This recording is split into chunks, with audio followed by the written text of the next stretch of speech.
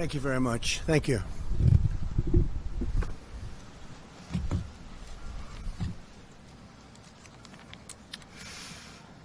Today I'd like to provide you with an update in our war against the coronavirus. Thanks to our comprehensive strategy and extraordinary devotion to our citizens, we've had such tremendous support all over. We continue to see encouraging signs of progress.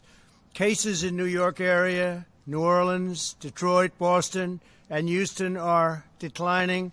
Denver, Seattle, Philadelphia, Washington, D.C., Atlanta, Nashville, Indianapolis, and St. Louis are all stable and declining. All parts of the country are either in good shape, getting better, in all cases getting better, and we're seeing very little that we're going to look at as a superseding hotspot. Things are moving along.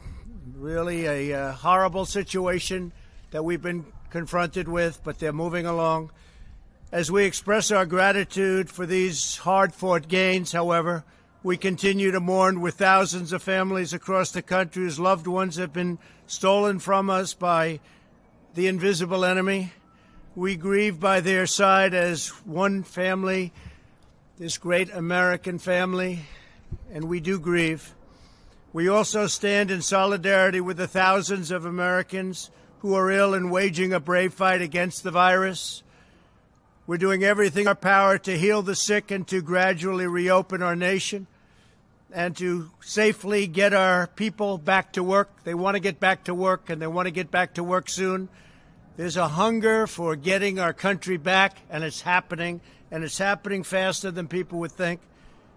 Ensuring the health of our economy is vital to ensuring the health of our nation. These goals work in tandem. They work side by side. It's clear that our aggressive strategy to slow the spread has been working and is saving countless lives. For those who are infected, we've taken unprecedented action to ensure they have the highest level of care anywhere in the world. The federal government has built more than 11,000 extra beds, shipped or delivered hundreds of millions of pieces of personal protective equipment, as you know. In fact, some of the people here are going to be talking about it, some of our greatest executives, some of the greatest anywhere in the world, and distributed over 10,000 ventilators. And we now have, in a very short period of time, many have been delivered and hundreds of thousands are being built. And frankly, every governor has more ventilators right now than they know what to do with. They're actually shipping them to different locations, and we're shipping some to our allies and others throughout the world because we have ventilators. Like the job that they've done in getting this very complex piece of equipment built is actually incredible. You don't hear about ventilators anymore except in a positive way. We've launched the most ambitious testing effort, likewise, on Earth. The United States has now conducted more than 5.4 million tests, nearly double the number tested in any other country, more than twice as much as any other country. Think of that. Moments ago, I came from a meeting with some of our nation's largest retailers, including Walmart, Walgreens, CVS, Rite Aid, and Kroger. We're joined by the leaders of those great companies, and we also have with us the leaders from the world's top medical diagnostics companies and suppliers, Thermo Fisher, LabCorp, Quest, U.S. Cotton, and the American Clinical Laboratory Association. These are great companies. These private sector leaders, along with others such as Roche, Abbott, Becton Dickinson, Hologic, and Cepheid, have been exceptional partners in an unprecedented drive to expand the state's capabilities and our country's capabilities. The job they've done has been incredible. The testing that's been developed and being developed right now has been truly an amazing thing. I want to thank Abbott Laboratories for the job they've done. I want to thank Roche, and in particular have really stepped forward. Abbott with a 5-minute test that people can take, and in 5 minutes they know what the answer is. I'd like to ask, if I could, the executives of these great companies, and they are They have really helped us a lot over the last 45-day period. We're talking about a 45-day period when many of us met. And since then, what Walmart and the others have done has been nothing short of amazing. So I just want to ask them to come forward and say a few words about their company. Plus, they're going to make a big contribution to our country. Please, come forward, please. Thank you. Come on up. Thanks. Thanks very much. Thank you, Mr. President, and thank you for all of you for being here today. And what we'd like to talk about is the progress we made. The last time we were here was March 13th, and we've made tremendous progress. And none of that progress could be made without the 47,000 people at Quest Diagnostics that are working around the clock on working up the test and running the test and delivering the results that we need. As far as results, we've made tremendous progress. We are currently at Quest Diagnostics testing about 50,000 tests per day. We've been pushed by the task force to bring up that number. By the end of May, we'll have 100,000 tests per day, about 3 million tests, and these are the molecular tests that we do today. We've also brought up serological testing. We started that this past week, and by the end of May, we'll be close to 250,000 a day, about 7,000 a month. So you put those two numbers together, it's about 10 million tests by the end of May that we'll be doing at Quest Diagnostics. We're doing that also in a quicker way. Turnaround times were somewhat of an issue at the early days. We've reduced that to 1 to 2 days. Our turnaround time for people in beds, hospital beds, is less than 24 hours. And we're doing that in the same way we've done it with the FDA and with CLIA, delivering the quality that you all expect. And convenience will improve as well with convenient solutions that will be able to swab individuals more easily and also deliver to consumer the ability to have consumers choose a test online with a telehealth provider. So with that, I'd like to offer my colleague the podium as well.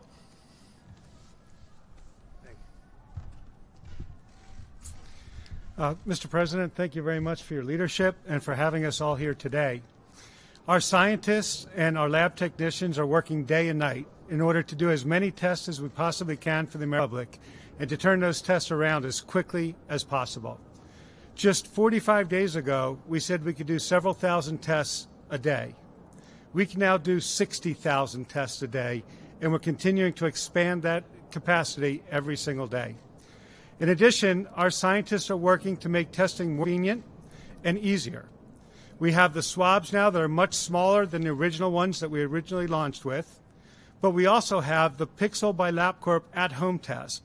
That test right now is for healthcare workers on the front line and first responders, but we will be rolling that out much more broadly over the coming weeks. And we're going to roll it out with absolutely no upfront cost for the individual consumers. At the same time, we are building our capacity for serology testing. And we can currently do about 50,000 today, and we'll be able to do several 100,000 per day by the middle of May. And we're going to be working with the retailers, our colleagues that are here today, to help them as they expand their testing capabilities across the entire country. And lastly, Mr. President, we have a rather large drug development business, and we will continue to work with our colleagues in the pharmaceutical and the biotechnology industry to ensure we do everything we can to enroll clinical trials fast so that we can get new treatments and potential vaccines. Thank you. Thank you very much. Thank you very much. Please go ahead. Thank you. Mr. President, thank you, and thank the administration for all of their collaboration to enable Thermo Fisher Scientific to be able to produce the test kits that companies like LabCorp and Quest and the public health labs around the world run. We met our original commitments of producing 5 million kits a week, and we're up to scaling that to double that in the coming weeks in terms of supporting testing around the world. I'd like to thank my 75,000 colleagues around the world for their tireless effort to make that a reality and supporting all of our customers to have the testing necessary to get America back to work. Thank you very much. Great job.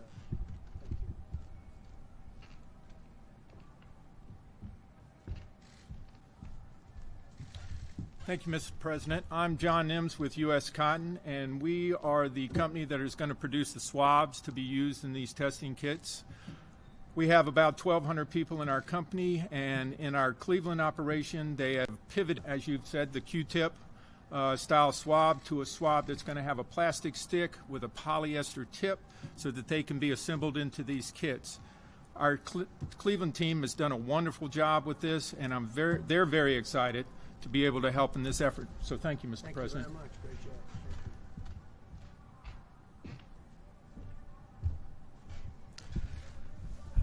Mr. President, thank you. I'm Larry Merlo with CVS Health, and it was just over a month ago that we opened up our first drive-through test site. And since that time, we have opened large-scale testing facilities across 5 states in partnership with the administration and working with the governors of Rhode Island, Massachusetts, Connecticut, Georgia, and Michigan. And these sites are enabling us to test approximately 1,000 individuals a day with real-time results. We now have a capacity to test about 35,000 individuals each week. And this afternoon, we announced plans to expand that capacity even further. Beginning in May, we will install testing capabilities in up to 1,000 CVS pharmacies. We'll be using our drive-thrus and our parking lots with swab testing. So again, you'll see that coming online in May. And we also recognize the fact that this is disproportionately affecting our minority communities. So we're working in partnership with organizations like the National Medical Association to bring testing and care into the traditionally underserved communities. We're also beginning to implement mobile capabilities with which to do that. And as businesses are restarting their workforce, we'll also be looking to assist them begin to come back to a normal operation. And finally, as my other colleagues, I just want to thank my CVS colleagues. They have done a phenomenal job in terms of helping people in many different ways all across communities in the country. And they're part of this army of healthcare professionals and front store and first line supervisors and workers that are doing terrific things to bring our country together. And for that, we owe them a huge amount of gratitude. Thank you. Thank you very much. Great job. Thank you.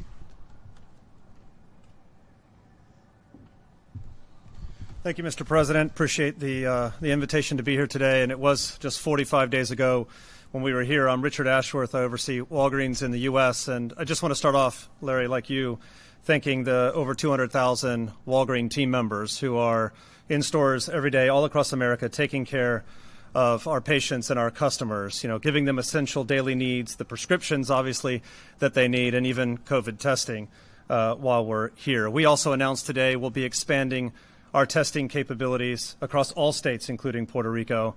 We'll be able to triple the volume that we do now in partnership with our lab partners, and we're excited to do that. We're really excited with the public-private partnership that we have here because that's what's enabling us to do this, and we look forward to working with the additional states to get these sites up and running as fast as possible. As a pharmacist, I just want to say one quick thing. I'm really proud to be part of this profession, and not just Walgreens pharmacists and pharmacy employees, but all of them across grocery, mass, independents. You're really doing what you should be doing and what you went to school for, to help patients, counseling them on their medicines and helping them understand the problems that we're facing.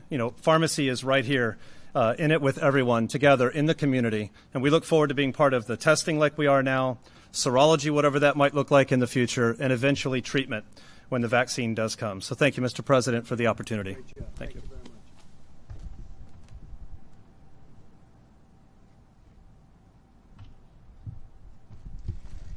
Thank you, Mr. President. Thank you, Mr. Vice President. We appreciate all you're doing to get America back to work and doing it safely.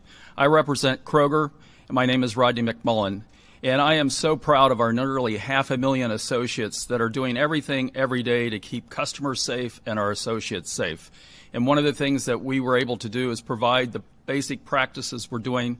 We call it Blueprint. And it's the things that all of us can learn from on how to get America back working. We also announced earlier today continuing to accelerate our practice on testing. We are actively engaged in 6 states. In the next couple of weeks, we'll take that to 12 states. and the number of tests that we do continues to grow faster than that. Together we will win. Together we will solve this problem and move on. America is always great. Thank you again. Thank you very much.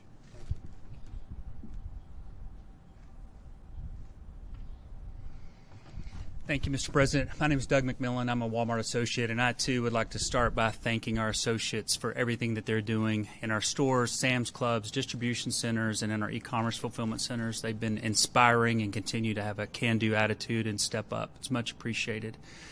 We started 45 days ago, as did everyone else, and we've been operating sites for a while now. We're now up to 20 sites across 11 states. By the end of next week, we'll be to 45, and by the end of May, we'll be at 100.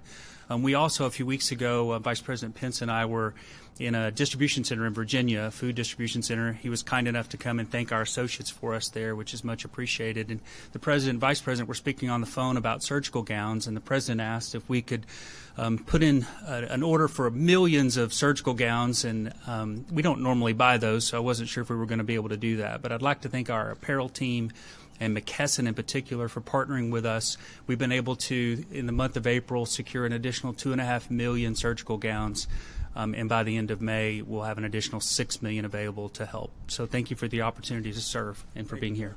Great job. Thank you.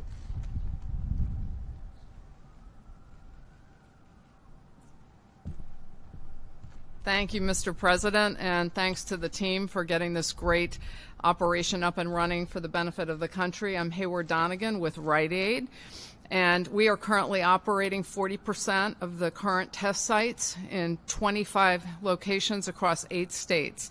And I had the opportunity, as I was driving up, to stop at our Richmond location and see the testing in action and thank the associates, whether it be security or pharmacy, front end, everybody who's helping with this great effort, and all of the customers that appreciate this so much. It was really amazing to see. And I want to thank my 50,000 associates also for keeping these retail locations up and running during these really, really tough times. It's been quite amazing. And we, too, are going to expand our testing, and we're doing about 1,500 a day. Thanks. Thank you very much. So thank you all very much. It's incredible what we've done together over a short period of time. Thank our Vice President for the task force and the work. Every day it gets better, and we had a fantastic call with the governors today. And I would say that they are as thrilled as they can be, considering that the fact is that there has been so much unnecessary death in this country. It could have been stopped, and it could have been stopped short, but somebody a long time ago, it seems, decided not to do it that way, and the whole world is suffering because of it, 184 countries at least. But I want to thank all of these great business men and women for the job they've done. They've been fantastic with us, working with us. And as you know, for several weeks, my administration has encouraged the governors to leverage unused testing capacity in states. Very few understood that we have tremendous capacity. Then 1 week ago, we provided each governor with a list of names, addresses, and phone numbers of the labs where they could find additional testing capacity in their states. Within 48 hours, the number of tests performed across the country began to absolutely skyrocket. On Saturday alone, more than 200,000 test results were reported, which is a gigantic number, bigger than any country anywhere in the world for a much longer. A number that is an increase earlier in the month when we tested roughly less than 100,000 a day. So we much more than doubled it, and that will be doubling again very shortly. We are continuing to rapidly expand our capacity and confident that we have enough testing to begin reopening and the reopening process. We want to get our country open, and the testing is not going to be a problem at all. In fact, it's going to be one of the great assets that we have. Today, we're releasing additional guidance on testing to inform the states as they develop their plans for a phased and very safe reopening. Our blueprint describes how states should unlock their full capacity, expand the number of testing platforms, establish monitoring systems to detect local outbreaks, and conduct contact tracing. We have it all.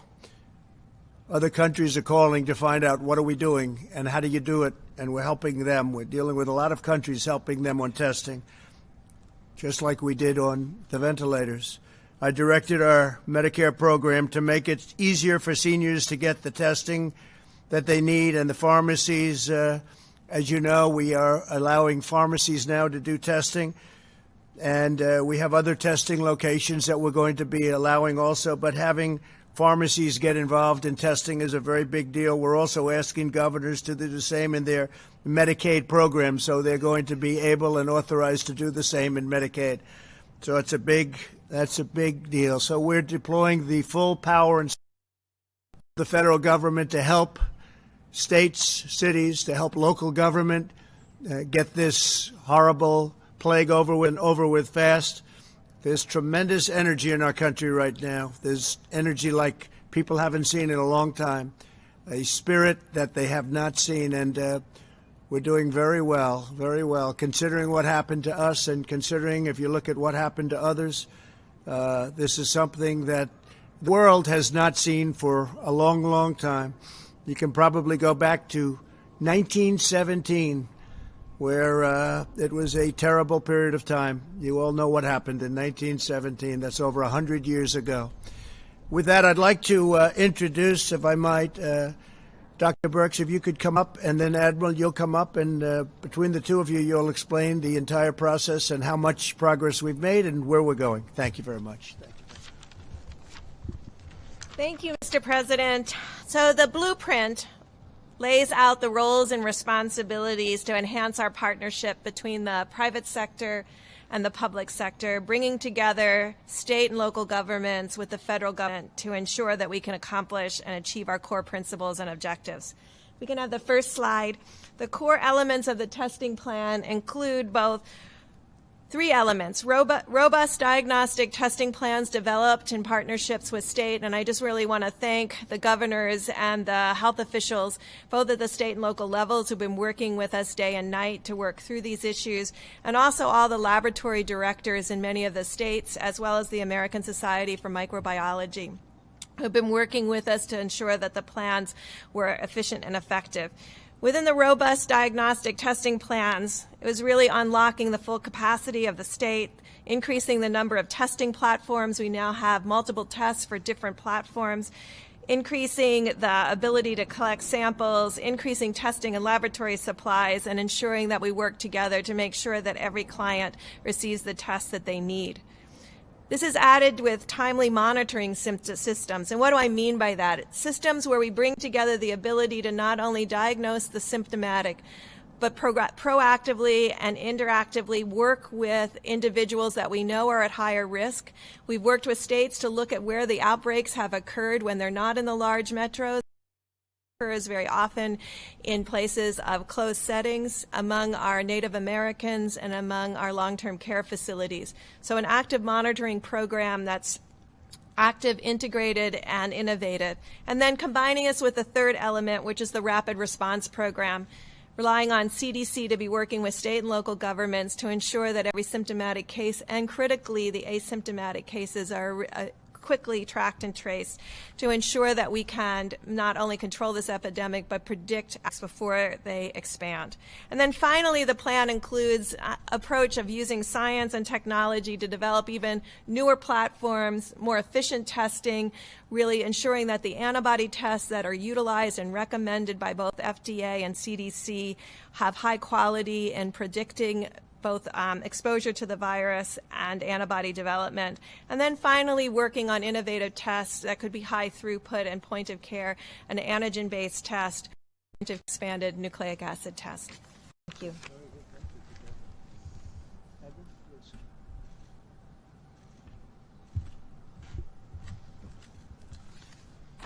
Thank you, Mr. President. Thank you, Ambassadors. If I could have the next slide, please. Want to spend just a couple minutes about going over where we've been, but more importantly, where we're going.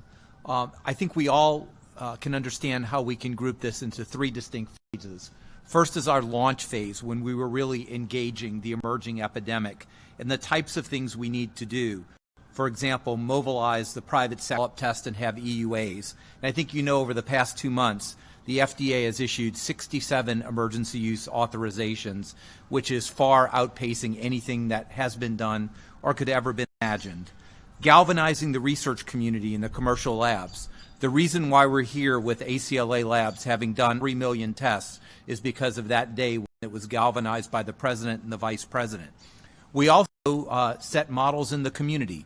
Those first community-based testing sites that were federally supported and really under the direction of the U.S. Public Health Service, people who had been in Japan testing people on the Diamond Princess to assure that it would be done right and it would be done safely for everyone involved. Then we moved to really scaling. That phase was very, very important because we knew we needed to be at an immense scale to enter the third phase about supporting opening again. This again, for example, a lot of my life is about swabs.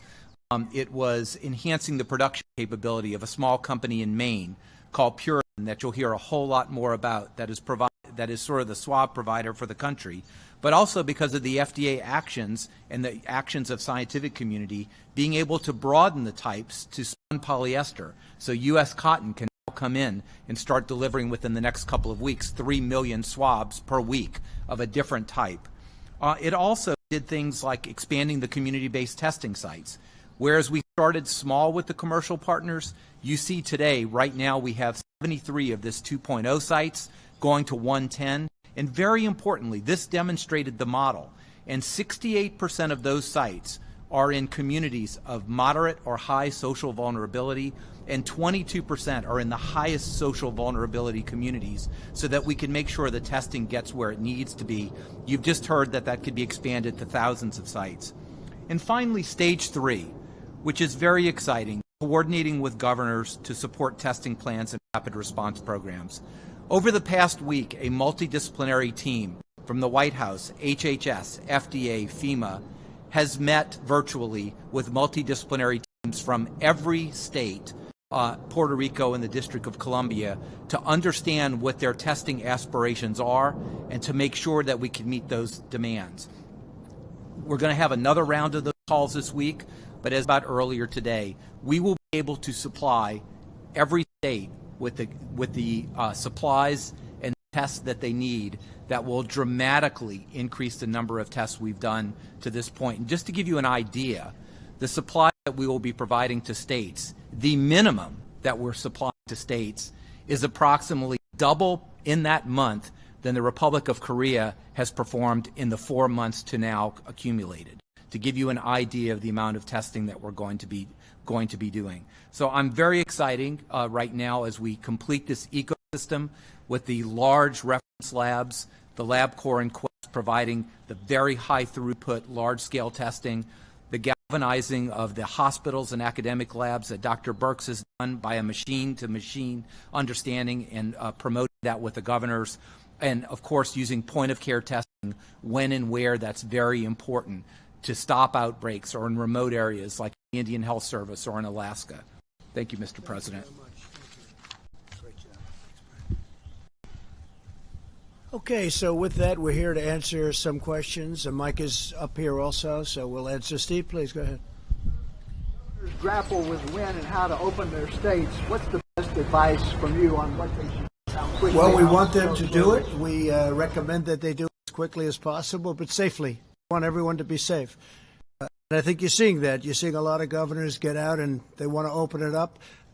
Many are thinking about their school system. Not a long way to go in the school system right now for this season, for this year. But I think you see a lot of schools open up, even if it's for a very short period of time. I think it would be a good thing because as you see in terms of what this vicious virus goes after, young people seem to do very well. Young people seem to do very well. So I know that there are some governors that aren't necessarily ready to open up their states, but they may be ready to open up their school systems. We'll see, but that's their choice. But the word is safety. Okay? Rapid. Yeah, please. Go ahead, please. Thank you, Mr. President. I have a question for you regarding one of the members of your coronavirus task force, and that's Secretary of HHS Alex Azar. Yeah. On January the 28th, he was in the briefing room, and in the briefing room, he told reporters that for the individual American, the virus should not be an impact on their day-to-day life. 3 months later, more than 55,000 of our fellow Americans have now lost their lives. Mr. President, why is he still your top health advisor? Why is he still serving as the HHS secretary? Well, I think it's a very unfair question because you have many great professionals. Some of them you have great respect for, and you have many people on the other party. You mentioned Alex Azar, but you have many people in the other party that have said the same thing and with even more confidence. So a lot of people didn't get that right. I was very fortunate, whether it was through luck or whatever, that we closed the border. We put a ban on China other than our citizens coming in. We had our citizens. You can't keep out American citizens. You know, gee, you can't come back into your country. That's a little tough to do, but we put a ban on China. That was very fortunate. But I could tell you that Nancy Pelosi was dancing in the streets in Chinatown. Wanted to go, let's go out and party.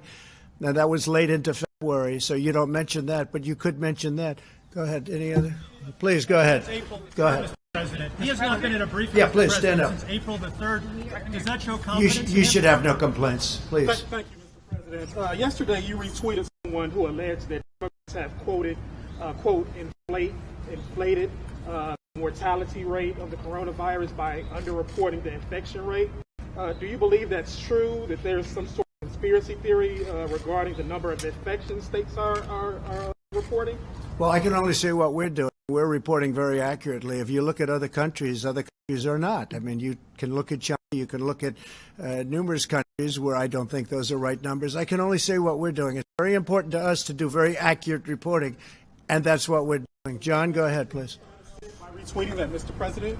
Thank you. Please. Mr. President, I wanted to ask you about the Payment Protection Plan, the CPP plan to help small businesses. Yeah. There have been a lot of concerns today with the website just not working. I heard from the American Bankers Association saying that they are deeply frustrated, and until it's fixed, American banks will not be able to help struggling small businesses. Do you know? Well, I just came out and I hadn't heard. I heard there was a glitch. We'll find out whether or not that's so. Certainly, it did work out very well for the original amount of money. This is the second amount, and I'll find out about that. We're relying on the banks to go out and do an accurate job. Yeah, please, in the back. All the companies that get aid. Well, I wouldn't mind doing that. I don't know what the legal status of something like that. I would like to do that, as far as I'm concerned. I'm not involved in that process, but I would certainly like to have it listed. I'd have to find out if there's a legal problem, but if there isn't, I would do it gladly. Please. Thank you, Mr. President. Charlie Spearing, Breitbart News. And a majority of polls show that Americans blame China for the spread of the coronavirus, and yet they're taking advantage of the crisis to make the world more dependent on their supply chains. How do you hold China accountable, and how do you keep our country? Well, Charlie, there are a lot of ways you can hold them accountable. We're doing very serious investigations, as you probably know, and we are not happy with China. We are not happy with that pulse because we believe it could have been stopped at the source. It could have been stopped quickly, and it wouldn't have spread all over the world. We think that should have happened. So we'll let you know at the appropriate time, but we are doing serious investigations. American businesses from relying on China for their supply chains. How do you fix that? Well, we've already discussed that, and especially having to do with medical supplies and others. If you look prior to this virus, the deficit was coming way down under my administration because I put massive tariffs on China. We took in tens of billions of dollars, gave some of it to farmers who were unfairly targeted by China. Nobody's ever done that before. We never took in 10 cents from China. Now, all of a sudden, I think you know very well, we've taken in tens of billions of dollars. I helped the farmers by giving them 2 years ago $12 billion, all coming from China, and we had plenty left over, too. And then the following year, $16 billion, and this year we're also going to help our farmers. But nobody's ever done a thing like that because they were targeted unfairly by China. So we're doing a very strong investigation, and we'll let you know what the result of that is. We should be able to get the answers there. Go ahead, please. As you talk about potentially reopening America again, as we see in the slides behind you, what data are you going to look at in the future to see if restrictions to be reimposed? Yeah, we're looking very much and reliant very much on the local areas, the governors. And that's been the way it has been for me, maybe not for everybody, but for me, that's the way it's been at the beginning. And from the beginning, the governors, some of them are doing an extraordinary job. Not all of them, some of them. And I think all of them maybe have a chance to do that. Will be a little bit different. The area is much different. Manhattan is much different than Montana. You have a lot of different circumstances. consequences. But and obviously, if you look at the virus, it hit some areas, hasn't hit very much other areas, not even at all, almost not at all. But the entire country has been infected. West Virginia is an example. I spoke to West Virginia, and they were long before anything hit, and they had numerous deaths, even in West Virginia, and they were really the last one to be hit. So we're dealing with the governors. We had a really great call today, as I told you. Very, very solid. These were not complaining people. These were people. They had everything they needed. They had their ventilators. They have their testing. They see their testing is growing. They're growing their testing. We're helping them. We're getting them what they need. And that was a group I'm sure some of you were on the line, even if you weren't supposed to be. And I think you know what the result of that call was. Please go ahead. Slide change, sir. Following up on Charlie's question on making China, holding them responsible, Germany sent a bill to China for $130 billion, 130 billion euros for the damages caused by the coronavirus. Would your administration look at doing the same?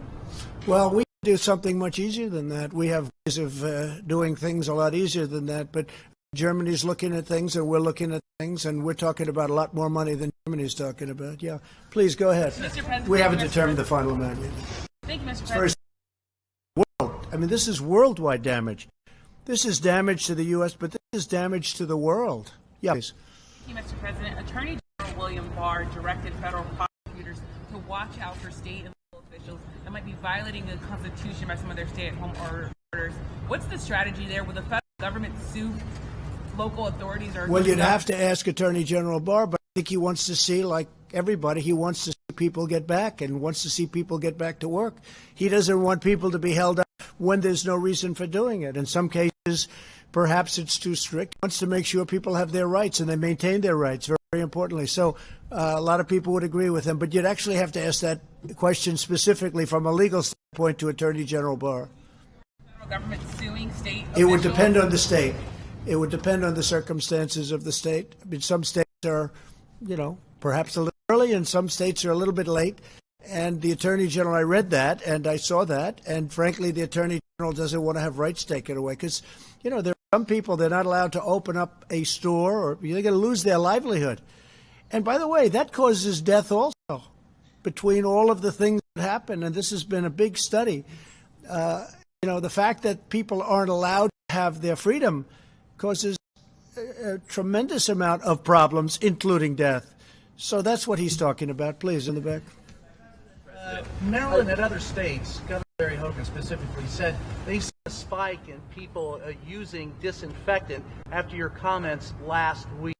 I know you said they were sarcastic. I can't imagine why. I can't imagine why. Yeah. Take any responsibility? No, I can't imagine. I can't imagine.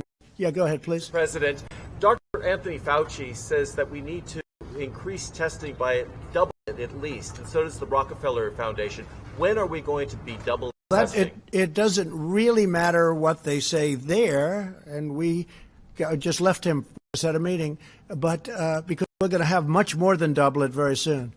Now, there are big believers in testing, and there are some governors that don't feel as strongly about it at all. You understand that. They feel much differently about it. But we're going with maximum testing because it's something we're very capable of doing. But we'll be much more than doubled. Mike, I'd like you to answer that. We're going to be much higher than doubled on testing very shortly. Mike, please. Yeah, please. Thank you, Mr. President. I hope the American people looking on today are as proud as the President and I are of the incredible public-private partnership that you heard from today. It was 2 months ago that we had done less than 10,000 tests for the coronavirus in the United States. But because the President brought together these incredible commercial labs, brought together the best-known retailers in America, now, Mr. President, we have 5.4 million tests. And as you said earlier today, we've done more than 200,000 tests in a single day. As we met with governors today, I sense the enthusiasm among governors for the way that testing is scaling all across the country. And we assured them on the call today that we're going to continue to directly partner with them to make sure that all of the resources you heard about today continue to be expanded. But I want to ask Admiral Giroir, who is literally working day in and day out with the governors, to describe some of the numbers for exactly where we will be. We're north of 5 million tests done now. It is remarkable to think of the pace of acceleration. But Admiral, maybe you could speak about exactly when we will reach the point that some of the experts say that they think we need to be at, whether that be 300,000 tests a day or 500,000 tests a day. But what's remarkable to me as a layperson, this partnership you've forged, we're almost there, and we'll be there very, very soon for the American people.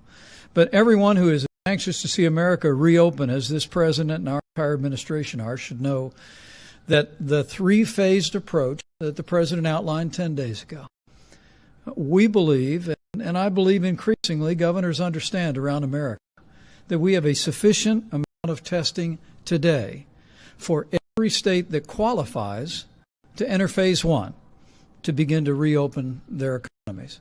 But, Mr. President, with your permission, I'll just ask Admiral Giroir to give some specific numbers about how quick, for all that we've done, how much more quickly you'll see an expansion of testing because of the partnership that you witnessed again here today.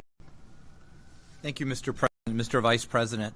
The number of tests that need to be done depends on the state level. You understand that places where there's high virus circulating will need many, many more tests. Places that do not have high virus circulating may need less tests.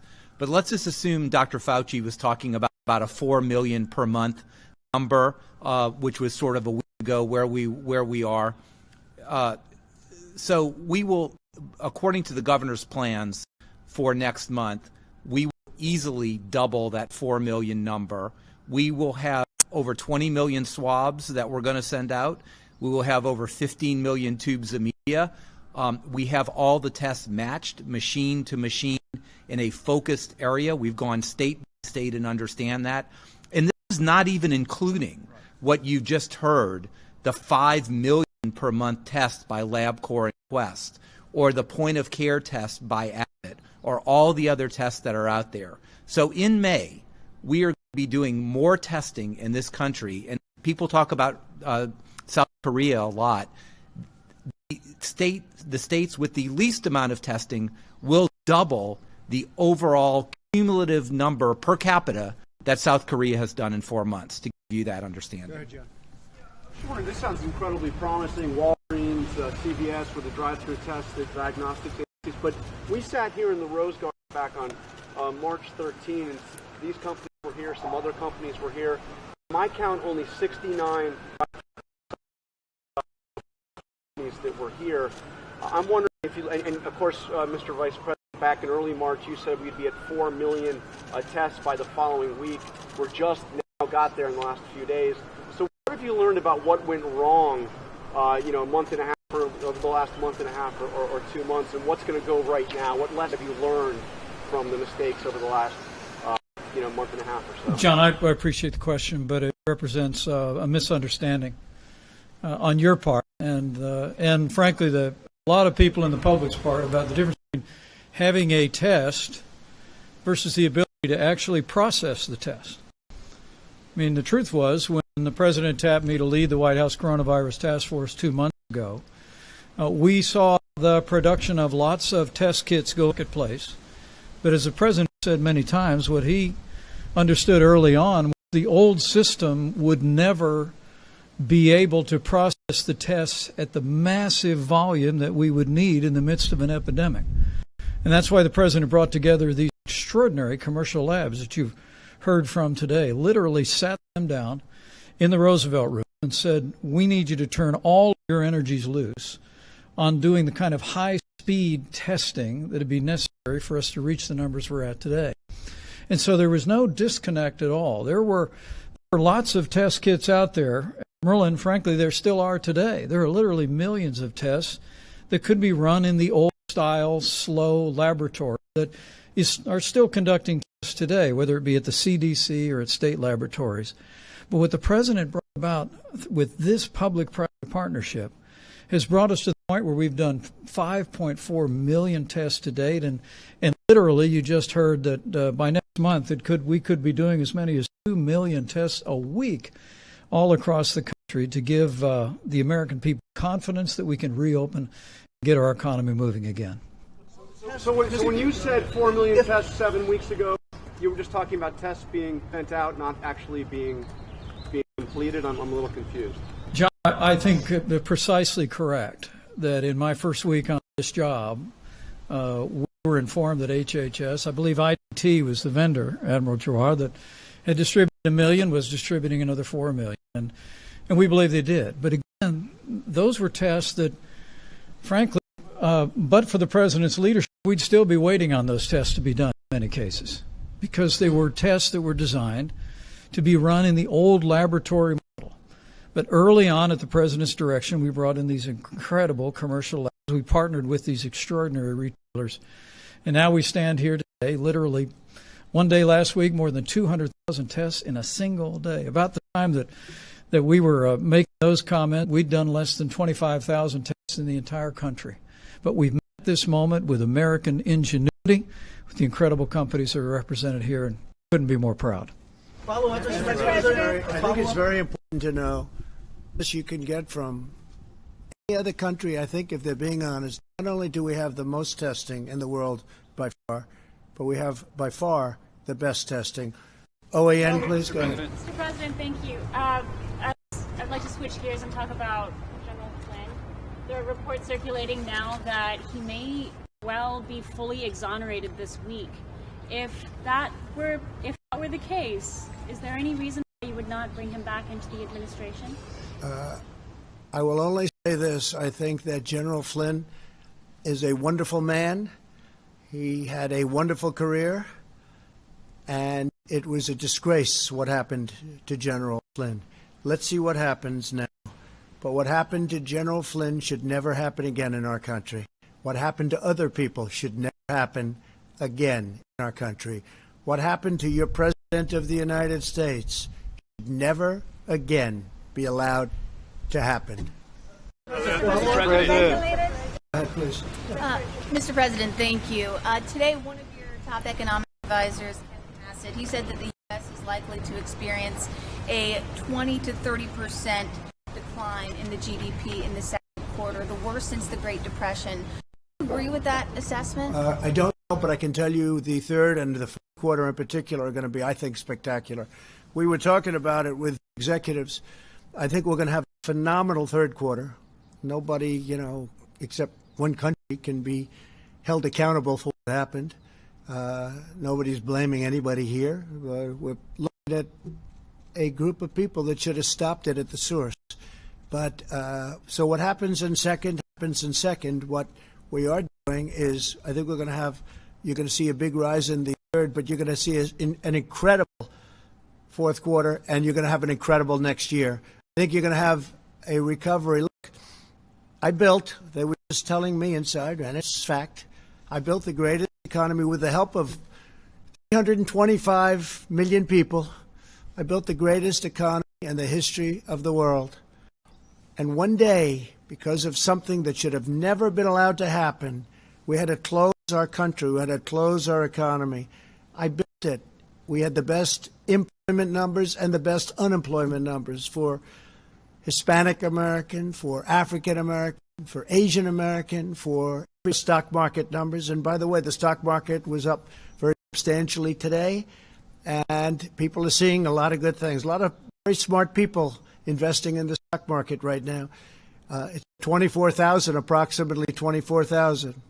And if you would have said, with the tragedy that this country will endure and go through, with all of the death and the people that died and were so badly hurt by what happened, and you can only say God bless them, but if you would have said that our country would be in the position we're now, we're ready to move forward. We'll never forget loved ones. We'll never forget these great people that sacrificed for a reason of incompetence or something else other than incompetence, what happened at a point where they could have protected the whole world, not just us, the whole world.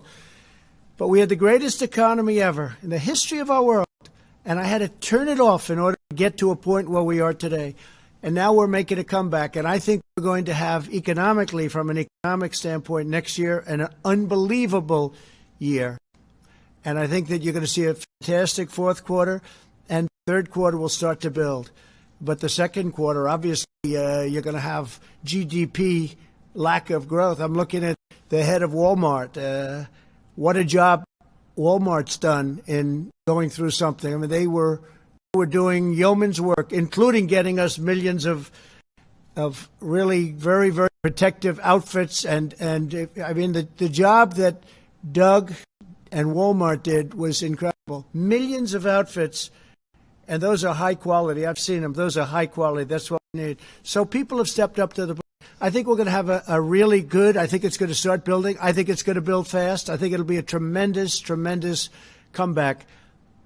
You know, so I say I built the greatest economy with all of the people that helped me and all of the people in this country. We built the greatest economy the world has ever seen, and we're going to do it again. And it's not going to be that long. Okay. Yes, please, go ahead. Mr. President, opening up the country, how long will you keep up the travel restrictions for Europe? Well, we're looking at that, and it depends on how long it's taking Europe to heal. Italy is starting to make a comeback. I'm very happy to see that with my friend, the Prime Minister. It's tragic what went on in Italy and Spain and France and Germany, frankly, and every country over there. It's tragic. But we'll be looking at what's happening in Europe, and certainly we want to do that, and they want to do it too. They want to do it very badly. Yeah? Do you have any update on Kim Jong-un's health? Have you gotten any update on Kim Jong-un's health? Has he responded to your letter from March? On Kim Jong-un? I can't tell you exactly. Yes, I do have a very good idea, but I can't talk about it now.